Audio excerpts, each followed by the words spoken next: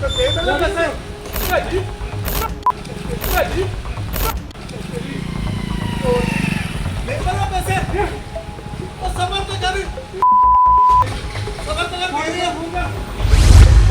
Consultant company का एक और मामला आया सामने। इस बार बच्चे के इलाज का पैसा ही हड़प लिया।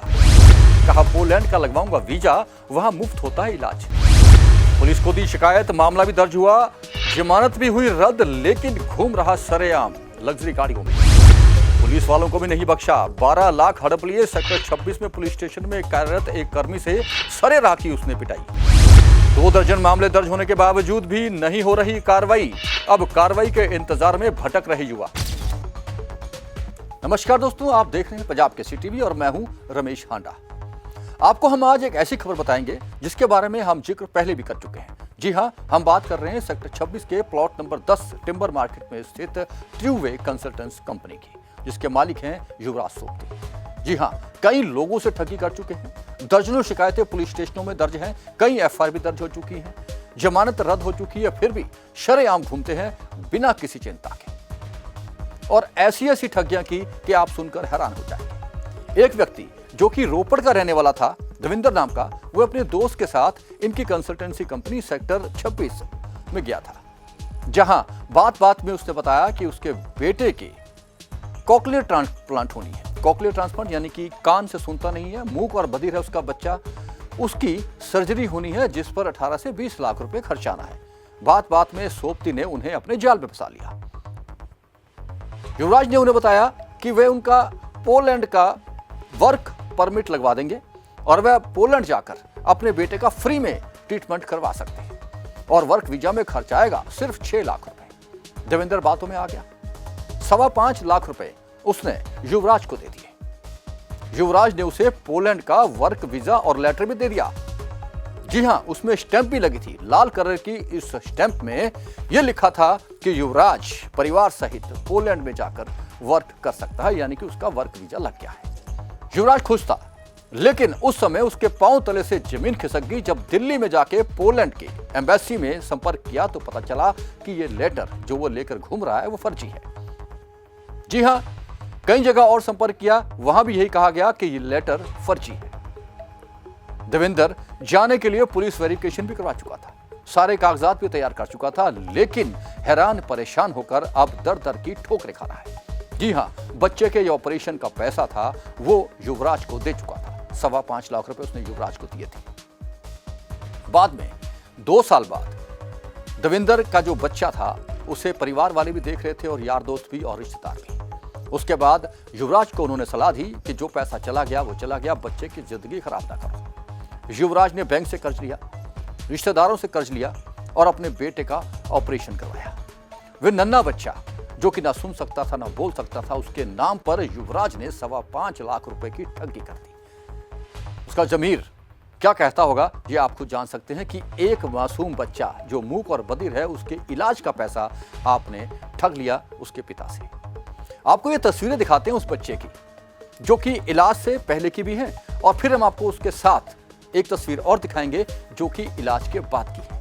आप खुद देखकर हैरान रह जाएंगे कि इस मासूम बच्चा जो कि इलाज से पहले क्या था, जिसका इलाज का पैसा युवराज दिखा लिया, और इलाज के बाद देखिए उसकी खुशी का ठिकाना नहीं है। सुन नहीं सकता था, लेकिन इलाज के बाद गाना सुनकर डांस कर रहा है। ट्रूवे कंसल्टेंट कंपनी के मालिक युवराज ने कितने मासूम बच्चे के इलाज का पैसा हड़प लिया। ये नहीं है कि इसकी शिकायत देवेंद्र ने नहीं की, देवेंद्र ने इसकी शिकायत रोपड़ पुलिस को भी की, जहां एफआईआर दर्ज हुई, जमानत भी रद्द होगी, लेकिन आज तक युवराज गिरफ्तार नहीं हो पाया। कहता है पुलिस उसके साथ है, क्योंकि पुलिस को वह मुंह मांगी दाम देता है। सेक्टर 26 में 2 दर्जन से अधिक शिकायतें जा चुकी हैं, और आपको बता दें कि पुलिस स्टेशन के बगल में ही ये इसका ऑफिस है, ट्रूवे कंसल्टेंट कंपनी, लेकिन पुलिस आज तक उसे गिरफ्तार नहीं कर पाई।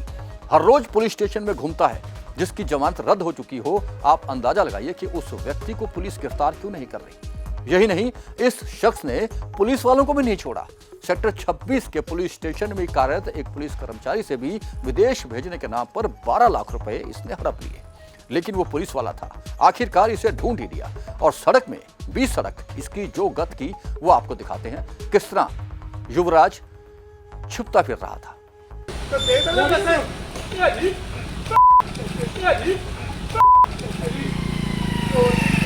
दे दो ना पैसे।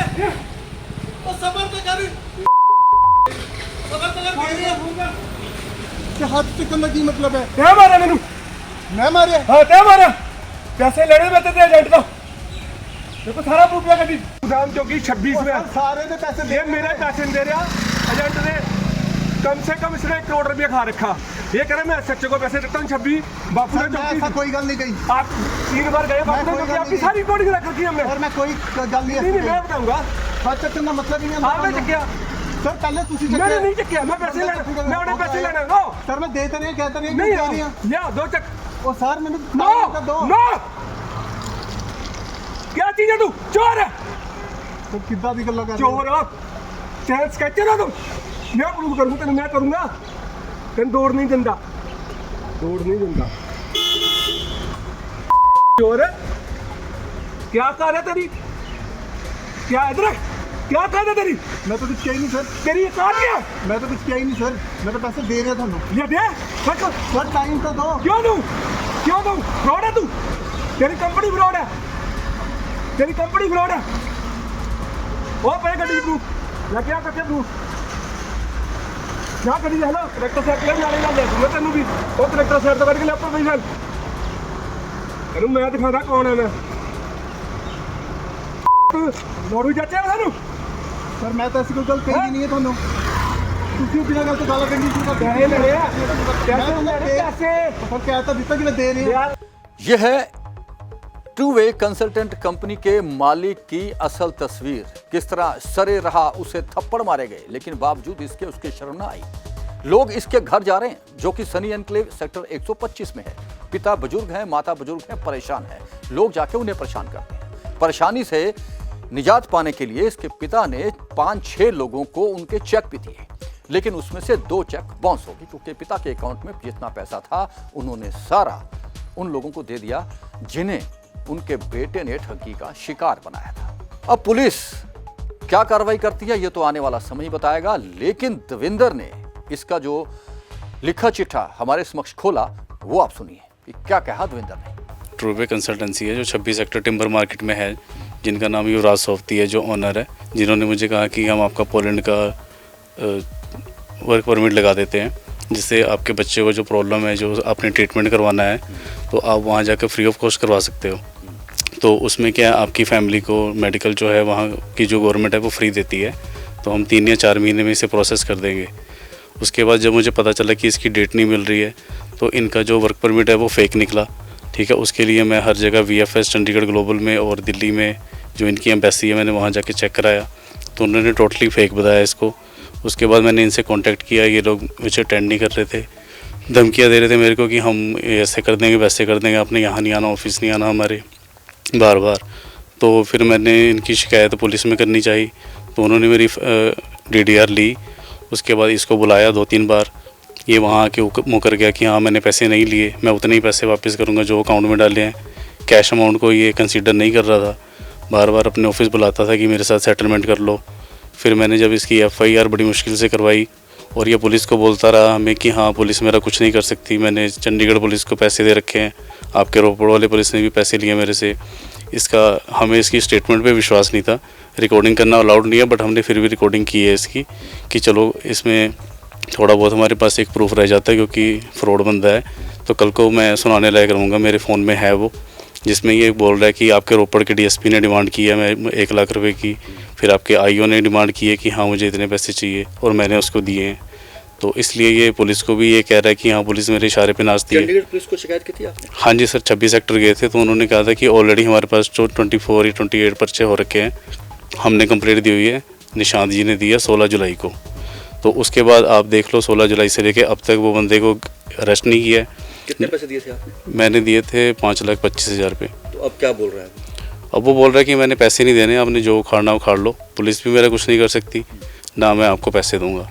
देवेंद्र का कहना था कि पुलिस उससे मिली हुई है, इसके खिलाफ कई शिकायतें हैं, लेकिन सरेआम लग्जरी गाड़ियों में घूमता है, कोई पुलिस की परवाह नहीं है। पुलिस की बगल में ही कार्यालय है और वहां भी अब ताला लगा है, सारा स्टाफ भी गायब हो चुका है।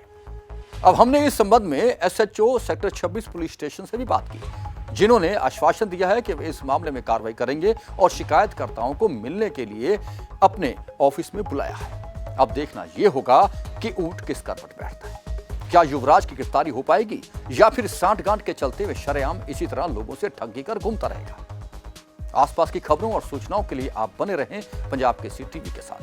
यदि आपके पास भी कोई ऐसी खबर है जो बन सकती है हिस्सा हमारे इस कार्यक्रम का, या आपको भी देवेंद्र की तरह कोई परेशान कर रहा है, तो हमें बताएं इस नंबर पर 9780040160। एक बार फिर नोट कर लीजिए, 9780040160। आप बने रहें पंजाब केसरी टीवी के साथ। आप बने रहें पंजाब केसरी टीवी के साथ और आसपास की खबरें देखते रहें। रमेश हांडा को दीजिए इजाजत। नमस्कार।